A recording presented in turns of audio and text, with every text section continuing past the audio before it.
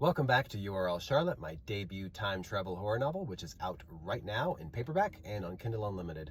Magda slid over the seat. Her fingers brushed something glass and she realized Caitlin had forgotten her phone. Carefully, she reached down and slid it into her back pocket. She winced at the pain in her arm and Caitlin's head whipped back toward her. Your problem. Magda got to her feet and motioned to her wounded arm. What do you think? Caitlin rolled her eyes and pointed at the front door with her knife. You first. Magda climbed the steps and peered into the dark living room. Empty. No Bridget. No Jaden. Her heart beat faster. This was the place she had watched Sarah bleed out in front of her. The place with the scraggly man. She should turn and run, push Caitlin down and tear off into the trees, run away and never come back. But Jimmy. This was where he had gone. And if she wanted to find him, she would have to go inside. And she had to find him. Even if he was already dead, she had to know. Hurry up! Caitlin shoved her through the doorway and stepped in after her. Yo! Bridget! Jaden! The fuck are you? The house was silent. Sighing, Caitlin took a step into the hallway leading toward Magda's bedroom to the left of the stairs. She turned back and held up the knife. Stay right there. I'm going to go look for him.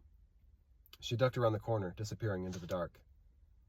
With Caitlin out of sight, Magda pulled the phone from her back pocket. A lock icon popped up on the screen. Face not recognized. She swiped it away and tapped on emergency call, then typed in 911. Wincing at the pain in her arm, she brought the phone to her ear and waited.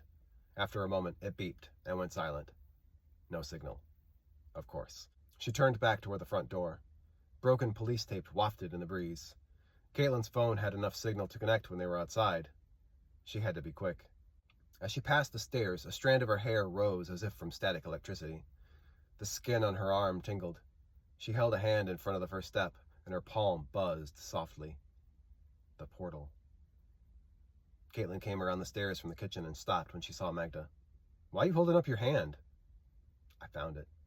What? Caitlin walked toward Magda, still holding the knife in front of her. She reached out a tentative hand and jerked it back toward her chest as if it had stung her. You were right, like sticking a fork in the wall. Magda nodded. That's where they went. Caitlin stared at the steps for a long moment.